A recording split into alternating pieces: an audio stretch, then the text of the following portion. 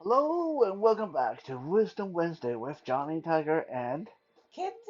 Kitten in the background. And well, everything's in the background. You guys can't see anything. Welcome to our world. Welcome. Black screen. Because it's late, so even if I try to aim this out the window, and you guys won't be able to see the tree anyway. Uh, that's okay. The tree will still be there. It's not going anywhere. So today is October 5th, 2022. Uh, we went shopping today and got some outfit and things ready for our friend's funeral this Saturday. I've been trying to think what to do for the eulogy, so that's been kind of weighing on my mind. It's kind of weird. When we think about that, uh, when we say something's weighing on our mind, it's really talking about it's in our brain, and yet it's almost like a physical weight on the chest and shoulder when you are dealing with grief and funeral and things like that. Speaking of funerals, yeah, that's a great way to segue into today's topic. Um, Today I'm going to talk to you guys about a creepy old Chinese. Some people say it's tradition. Some people say it's profession. Some people say it's rumor, and some people say it's superstition. But it's a thing that straddles the border of all those things. A Chinese profession so old and shrouded in mystery that for thousands of years, uh, it freak people out, creep people out, and it's one of the more controversial professions in Chinese history. This is a profession that sort of similar, but not quite the same as what you hear about witch doctors and voodoo uh, priests, priestesses, uh, and those area. Maybe similar to the magic of gypsy people and so on and so on. I'm going to talk to you guys about Chinese corpse walkers. Now, I have been trying to find a way to talk about this for over a year, actually. I started planning, uh, eventually talking about this about a year ago, but have never gotten around to it because it's like I said, it's a profession that's so shrouded in mystery that the research was very complicated. And it wasn't until today, this morning, that I finally found the last piece of the puzzle and made me feel good to talk about this. Otherwise, it was just a lot of conjectures, a lot of suppositions, a lot of uh, stories uh, and fables that didn't really make sense when you look at them scientifically. So, what are or who are Chinese corpse walkers? If you watch a lot of Chinese movies, especially Chinese horror movies or movies about the olden days, you probably seen this. Let me describe this scene to you. You might have seen it before. In the darkest of nights, you hear the jingling of bell, and then you see a creepy looking guy wearing black with a big straw hat on his head so you can't see his features. He's walking, and in one hand, he got a string of bells that he's shaking and shaking and shaking. And on the other hand, he carries a little gong that he will bang that gong once in a while. And then you look behind him and you see a group of obviously dead people, corpses, shambling, walking very stiffly, following the guy, like a herd of sheep following the shepherd.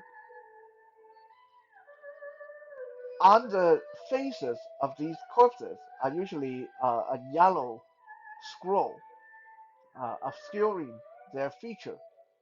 This scroll is said to keep them docile, keep them obedient, so they don't turn into zombies that would eat people. So what's the deal with that? What's the deal with that? Like, is that just something that's in the movie? Well, actually, it's real. Corpse walkers have been the actual profession, especially uh, in the region, the Shanxi region of China. Shanxi region, like the western, like southwestern corner of China.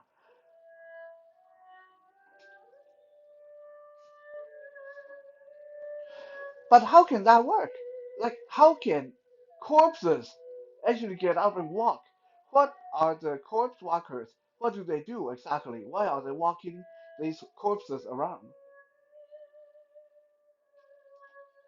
First, let's talk about uh, the what is usually known by people, especially in that region of China, the common knowledge. Let's uh, let's talk about that. What is a corpse walker? Let's start with that. Corpse a corpse walker, in Mandarin called 赶尸人 or 赶尸匠, is what you people who play video games or read fantasy books, you might equate them as necromancers, the people who deal with the dead. The function of a corpse walker is that if a person dies far away from home and there's no way to transport them home by plane or car or boat, maybe because the terrain is too rough or maybe the family just can't afford it, then they hire a corpse walker to go fetch the corpse. And the corpse walker will walk that corpse home. They have, it is said that corpse walkers have magic that they can call the spirit of the deceased back into the corpse temporarily, bind them to the corpse so the corpse can get up and walk. And then the corpse walker will use that bell in their hand. They keep shaking that bell to lead the corpse, make the corpse follow them, and they will walk all the way from the uh, originating spot, wherever the person died, back to where the corpse need to go, and the corpse will follow them. And that's a corpse walker. They are the people that go and fetch these corpses and somehow use their magic to make the corpses get up and walk home under their own power. It's a very, very old profession, like I said, thousands of years, and mostly bound to southwestern China, the Shanxi region.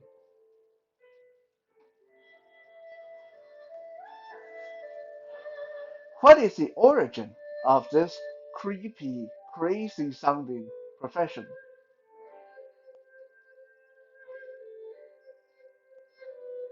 For most of Chinese history, the Shanxi province was probably the poorest part of China. It's covered in swampland You can barely grow anything there.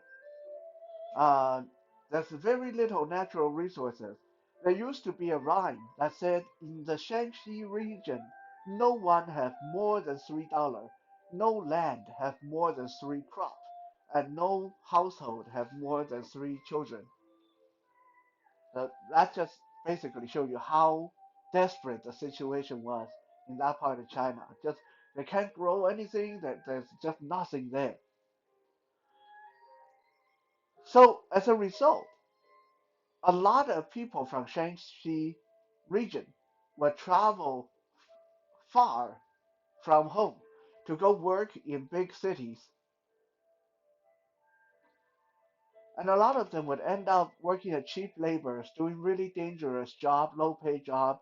They wouldn't have money to pay for medicine when they got sick, so a lot of them would end up dying when they were away from home. But because their families were so poor, they couldn't hire uh, boats. There's no airplane back then, don't forget. They couldn't get boats or horse wagon or any way to get them home, get their loved one home. But this was not acceptable because in Chinese culture, it is very important for a person to get buried with his ancestors and his ancestors' plot. If you get buried elsewhere, that's like a shame, like big shame on you. Like it's like you are not good enough to be buried with your ancestors. It's a really big embarrassment. So a lot of families were desperate, so they would hire corpse walkers to go fetch the corpse and bring it back home. Corpse walkers generally charge a lot less than horses and wagons and boats and stuff like that.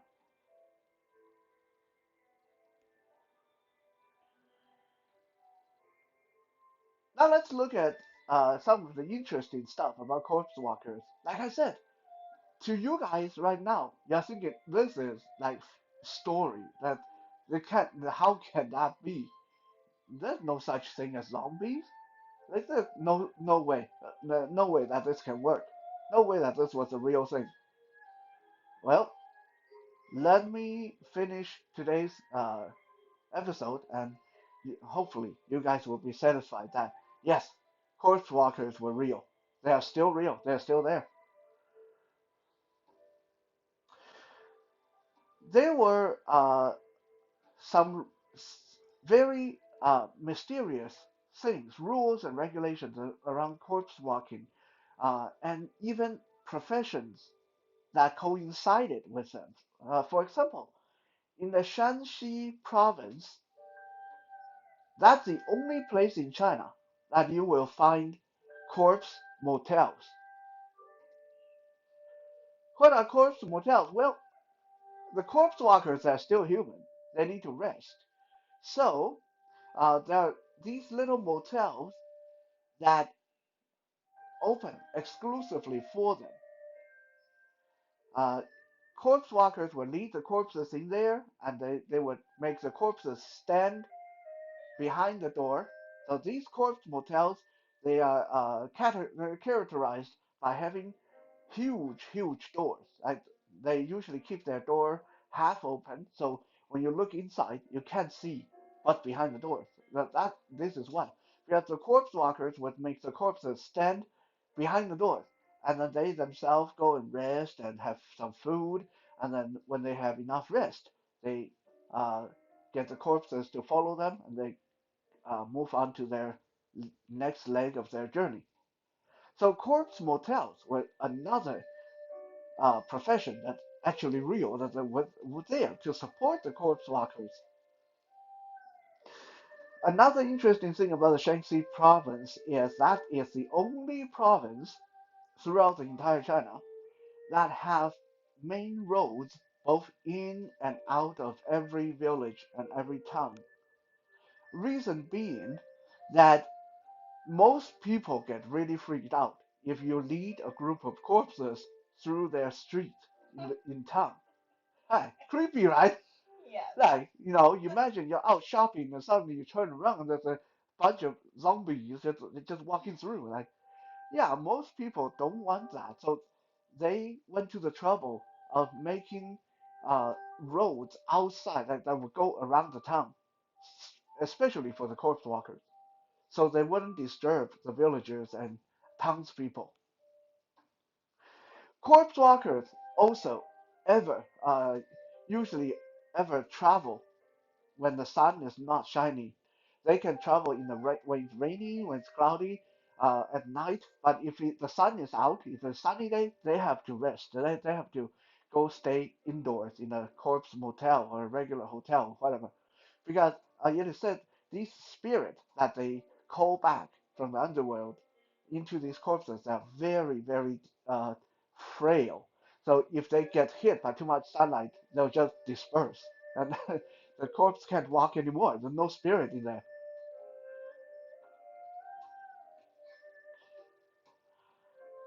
The little bell and the gong in their hand is not just for making sure the corpses can follow them.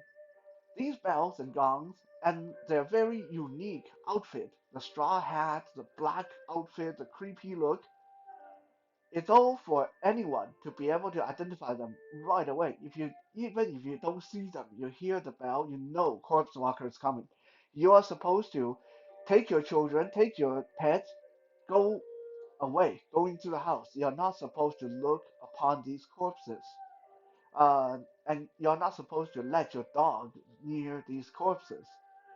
The reason that has always been given is that because these corpses are spirit bound to dead people. So if too many living people or living animal get near them, there's a chance of messing up the magic, and there's a chance that the corpses will turn into zombies and start attacking people.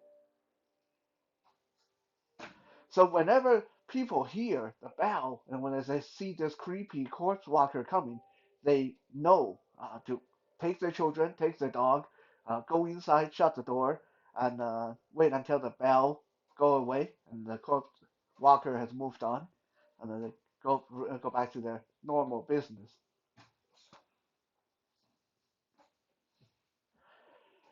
To become a corpse walker, you have to pass 36 different tests. Wow. 36, yeah. You got to, like, I'm not even going to go through the whole list because it's crazy. But corpse walkers ever only take apprentices that are younger than uh, 9 years old. So they take in children and then they bring them up and train them to be corpse walker apprentices. Now, out of the 36 tests, you have to prove to your master that you are number one, very, very brave. So how they test you that is the master corpse walker, will go into the nearby graveyard and bury a piece of paper in a grave, and he will tell you in this graveyard, approximately this location, there's a grave with this piece of paper in it. I want you to go get it in the middle of the night. You have to go bring that back in the middle of the night. Like, imagine, middle of the freaking night, you are out there in the graveyard trying to dig in these graves, trying to find which grave in that corner did your master leave that piece of paper in. And if people catch you, they think you're a grave robber and they beat the crap out of you. But like, yeah, it's not pleasant. So you got to prove to your master that you're brave. You're very daring. Because obviously, if you are going to be working with zombies, you're going to be raising the dead, make the dead walk, you need to be very brave. Second, you need to be very, very strong. So there's a lot of fitness activity, there's a lot of weightlifting, there's a lot of heavy labor that come with becoming an apprentice corpse walker. The logic is that these dead people, they're not very nimble. They can shuffle along. They kind of walk really slowly. But if there's like a fallen tree or something, they don't know how to climb over that. So you have to physically carry them over. Uh, Not to mention they can't go up and downstairs, so anytime you come to the stairs, you have to actually carry them up downstairs. So you have to be physically very, very strong. The third condition you need to meet before they can consider you to become an apprentice, and this is a funny one, you have to be butt ugly. I'm not even talking about like regular ugly. You have to be so ugly that people get scared if they see you in the dark. Like the uglier the better. Okay, there's never been any corpse walker that's good looking. To be a corpse walker, you have to be hideous. The reason being that uh, if you are good looking, then people want to look at you, and they might disturb your corpses. But if you look really scary, if you're a creepy looking, ugly looking dude, then people won't want to look at you because you freak them out. So they know to avoid you, and they will uh, avoid the corpses that you're leading. So those are the conditions you have to meet before even being considered to become a corpse walker. Now let me quickly say this, like many other professions, martial art included, obviously corpse walkers are not just like they don't just do that and nothing else. They go walk the corpses, they go fetch the corpses when there's business. But normally, like there's a lot of corpse walkers that also do things like teach in schools or they might own a corner store, something like that. So corpse walking is more like their second job, like the part-time thing that they do. It's not like their main career. They can't survive on that alone. Like I said, corpse walkers don't get paid a lot to begin with because if people have money to pay a lot, then they just hire a boat or a wagon to carry the corpses home. They don't have to hire a corpse walker. So you're dealing with mostly poor people. So it is a secondary job. It is not a primary job.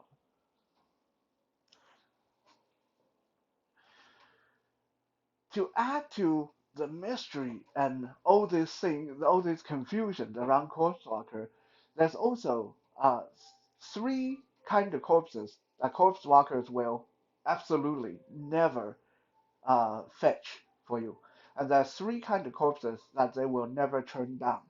Okay, so there's three do's and three don'ts. The three kind of corpses that a corpse walker will never fetch is number one, someone who died by suicide. The logic is if the person commits suicide, that means that person was willing to go to begin with. So if the spirit was willing to leave, you can't call it back by force. It's bad karma to do so. Even if you could, you're forcing the person to come back to relive their pain and all that stuff. It's bad karma. They won't do it if the person commits suicide. Number two, they won't fetch a corpse if the corpse died of disease. The reason being, again, similar, because if you died of a disease, you suffered a lot of pain while you were alive. So it's not fair to call your spirit back into that deceased corpse to make you suffer more. So again, bad karma. They won't do that. They will never take a case if it's someone who died of illness. Third, and this one's double whammy. If the corpse died in a fire or was struck by lightning, they will not fetch it. Reason being, if you die by fire or struck by lightning, that means you were so evil that the gods themselves wanted you gone. Wow. So if the gods say you need to go, the corpse walker is not going to go deal with that. They don't want to deal with your spirit because you're obviously some kind of evil bastard to begin with. And you call an evil person back into their corpse, you never know what can happen. Right? That corpse might just rebel.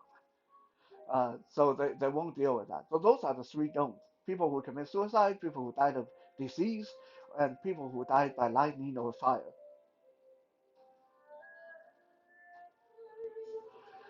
The three kind of corpses that they will never turn down are one, corpses, people that died from being beheaded. So back in the old days, that's a common kind of execution. Criminals, people that got executed by chopping off their head. So corpse walkers always take these cases. They never turn them down. The idea is people who got beheaded, they that uh, in a really bad state in their afterlife, the spirit have a hard time moving on because the body and the head is separated. So they need to at least get these spirit home. Good karma, good karma to help these people out. Number two, people who died from strangulation. Again, that was a common way of execution. So people who die by strangulation usually, same thing. Because it's such a horrible way to die, the spirit had a hard time moving on to the next life. So the corpse walker would go and help it getting home. The third is people who die by caging. Now, a lot of you don't know what caging is. This is a third type of execution in ancient China. Very, very cruel. Right? How they do it is they make a really big wooden cage with a hole on the top. They put you in the cage, but they stick your head through the hole at the top, so you're hanging by your neck. And they put a pile of brick under your feet. So at first, it doesn't seem so bad. At first, you feel like you're just standing on top of a pile of brick inside a cage, and your head is sticking out the top. But every few minutes, the people who carrying out the sentence would take one piece of brick away, which means you're dropping lower and lower, and eventually you suffocate. Eventually, you are hanging by your neck and you suffocate. That is a very slow way to execute somebody.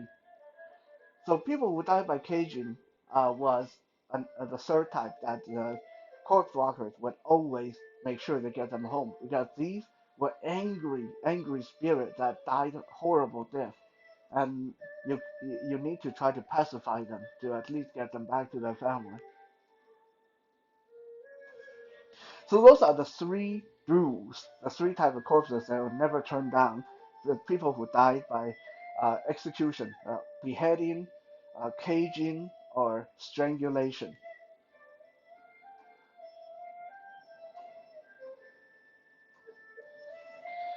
So by this point, I think a lot of you are kind of fidgeting. Like, okay, okay, we get it. This is like really serious profession with a lot of rules. But still, how the hell does it even work? How can it be a thing? Because we all know corpses can't get up and walk. So how can this be a thing?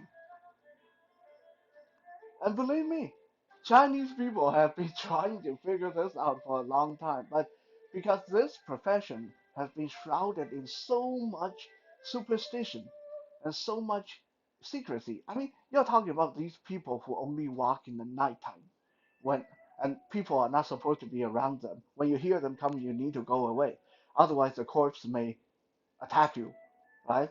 Like, not too many people is brave enough to test that out. Especially when you can, even if you like, if you are brave enough to actually take a look, you can actually see these corpses walking behind the guy, like dead people actually walking. I think most people would be so freaked out they wouldn't want to mess with it, right? So that's how the corpse walker has been operating in secrecy for thousands of years. It wasn't until 1950 when the secret of the corpse walkers finally got figured out and publicized to the rest of Chinese people. And this is how it happened. 1950, the Taiwanese, or back then the Chinese Democrat government, just lost the war and retreated to Taiwan. and the communist government finally took over the entirety of China. But the Chinese people were still in a state of rebellion, and there's a lot of small warfare, civil war going on everywhere. So the Chinese military had agents, soldiers everywhere looking for remainders of uh, rebels and oppositions and spies. There were two Chinese soldiers that were stationed out to patrol in around the Shanxi area. And one day, while they were patrolling, looking for uh, rebels and suspicious activities and smuggling, they heard a strange sound, the sound of a bell. And these two soldiers, and this is totally true, like what I'm telling you right now is like true account how this went down.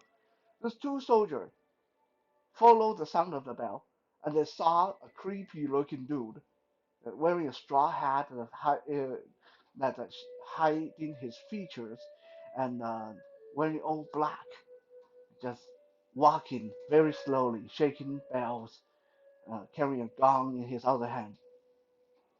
At first, these two soldiers thought that this guy was some kind of weirdo, maybe like some weird attempt at the rebels to cause trouble. Maybe he's a spy, maybe he's a saboteur, a terrorist. Like they couldn't figure out what the heck he was. It wasn't until they took a look behind him and they saw four obviously very stiff looking dead people following him, shuffling along behind him. On their faces were these yellow scrolls hiding their features, and they were covered from head to toe in dark shrouds, like the kind of shroud that you see on corpses, like you know. Um, so you couldn't really tell what they died of, but you could tell by the smell that were coming off of them and the way that they were moving, that very unnatural, very stiff way of moving, the way they were hunched over and they're shuffling slowly, that they were not normal people. That they looked like corpses. And then these two soldiers remember being told about the local corpse walkers. They couldn't believe what they were seeing because these were good communist boys that was not supposed to believe in religion or superstition or mythology or any of that. In case of a lot of you don't know, in communism, you're not supposed to believe in anything that is not scientific. You're supposed to throw all that um, mythology, all that stuff out the window. You're not supposed to believe in those kind of stuff. So these were good communist boys who were told by their officers that zombies don't exist, ghosts don't exist, gods don't exist. The only thing that matters is your gun, the guns in your hand, and the command that are given to you. But here in front of them is a corpse walker. There's four corpses behind the guy. So they decided to shadow the corpse walker. They were really scared because you see four dead people walking, you'd be really scared. They were really scared, really confused. But because they were good soldiers, they decided to follow along to see, just in case, maybe these were terrorists in disguise. Maybe these were spies. Maybe they were, up to no good. So they followed the corpse walker. They walked with the corpse walker all day long, and then they finally saw the corpse walker check into a motel, not a corpse motel, just a regular motel. He just walked in there, and the four corpses followed him there, and he did some paperwork at the front desk, and then he went upstairs with the corpses. And he had to because like I said earlier, corpses can't climb stairs, so the guy actually had to carry the corpses on his back and get them up there one at a time. So these soldiers were like, "Did you see just what's this? I can swear that these are dead people. What's going on here?" And the other soldiers like, "Dude, I don't know. I don't know." It was really creepy. So they decided to stay in the same motel just so they can keep an eye on the corpse walker to see if this is some kind of trick. So they checked in at the motel. By that evening, the two of them basically had talked it over so many times and couldn't figure out what exactly is going on. So they decided, you know what, the hell with this. Let's go talk to the guy. Okay, we have guns. He's just one man. Okay, he has four corpses, but like we have guns. We're soldiers. It's okay. We can handle this. So the two of them went to the room that the corpse walker was staying in, knocked on the door. They knocked on the door for a long time before the corpse walker opened the door and said, "Come in, come in, come in." I saw you guys following me all day long. I knew you guys were going to come and said, but come in, come in. And they went in there and turned around and they freaked out because they turned around and saw the four corpses just leaning against the wall. That stood there like dead people standing there against the wall, uh, cloaked in their black shroud with a yellow parchment on their faces, standing there like mannequins against the wall. And the two soldiers are like, "Are are you a like corpse walker?" And the guy say, "Yeah, yeah, yeah, that's what I am. These poor people died in a foreign place, and trying to get them home. Uh, you can't disturb. You're not supposed to disturb them because if you get too close, sometimes your living energy will mess up whatever I have, whatever control I have. I don't know what they might do." These soldiers, they didn't want to believe the guy. Yeah? Because, like I said, good communist boys, they're not supposed to believe in this kind of nonsense. But right in front of them, corpses standing against the wall. And so they looked around the room, tried to see if the guy was carrying some kind of explosive. Maybe he's like a rebel soldier in disguise. They couldn't find anything suspicious other than four dead people standing against the wall. So they decided to go back to their own room. And so they thanked the guy, "Hey, you know, uh, sorry to bother you. We just want to do our duty. We're working for the government. We need to make sure that you are okay." Went back to their room. After they got back to their room, they started talking about it, talking it over with each other. And one of them suddenly jumped up and he said, "Wait, wait, wait, wait! Something's wrong." The other guy said, "What do you mean? I know something's wrong. There's four corpses standing against the wall in that room. I know something's wrong." And the guy said, "No, no, no, no, no, no. Something's really wrong. You remember when we went into that room?" I said, "Yeah." Uh, and we saw the one corpse walker, just him by himself, and the four corpses against the wall. I said, "Yeah, yeah, yeah. I was there. Remember? I was there with you. I know what I saw." The guy said, "Did you look at the table? Because uh, I think so. What did you see on the table?" "Well, I think the guy was in the middle of finishing his supper.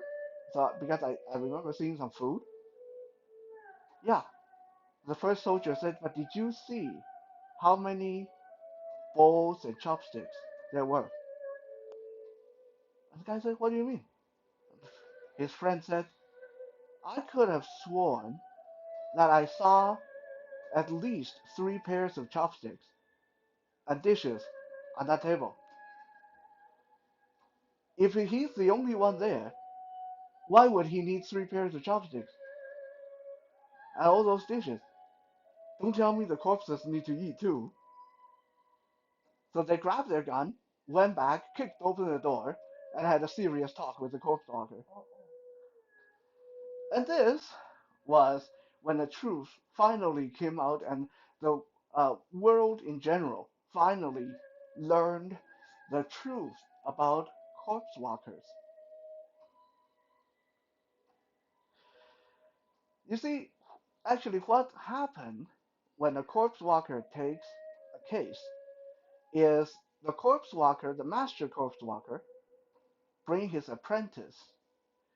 When they get to where the corpse is, what they do is they take the corpse, they uh, cut off the corpse's head, they cut off the two arms, they cut off the two legs, put the head and the arms and legs in a big sealed, long sealed bag with a whole bunch of preservative medicine, and then they discard the main body, the trunk. They ditch that. They bury it somewhere or whatever. They so what you are seeing as a walking corpse. Don't forget parchment over the face, cloaked in a big shroud, so you can't really see what's going on. It's a corpse walker's apprentice walking disguised as a zombie, carrying this long bag on his back. And that's where the smell is coming from. That's where the corpse smell is coming from because the head and the arms and the leg of the dead person is in that bag. And so when they get it back to the family, this is where there's another rule for the corpse walkers is when they bring the corpse home, the family members are supposed to leave a coffin outside, and they are not supposed to get close to the corpse until they put the corpse in the coffin, make it presentable, dress it nice, and put makeup on it. Okay, so what they do is when they get to the family, and the family put the coffin outside, and they tell the family, okay, we have to make your relative look presentable, so we need you guys to go back inside. The family go back inside. The corpse walker and his apprentice take the bag and they sew the head and the arm and the leg onto that bag and then put clothes around that bag to make it look like a person and lay it out nice and presentable in the coffin. So when the family come out to look at their deceased in the coffin, they see, well, the face is there, the head is there, arm, hand, feet.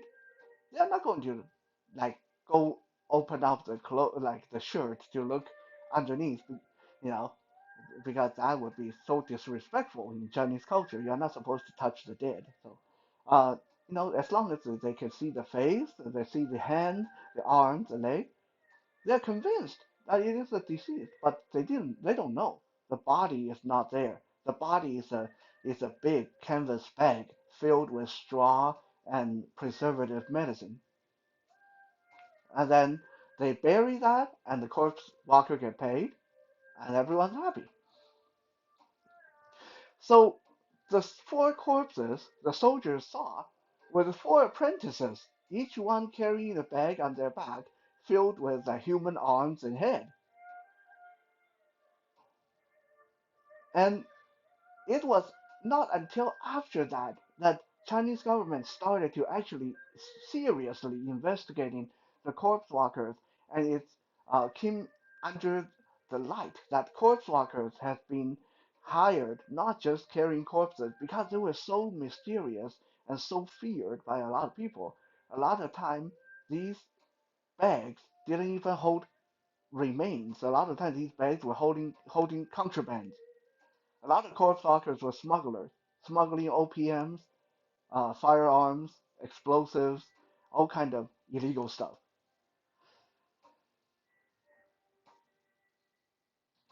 So there you have it, another old mystery. When it finally came down to it, it's not so mysterious. It's really a lot of gimmicks, a lot of tricks, a lot of superstitions and stories to scare people, make people not question them, not get too close, not look at them.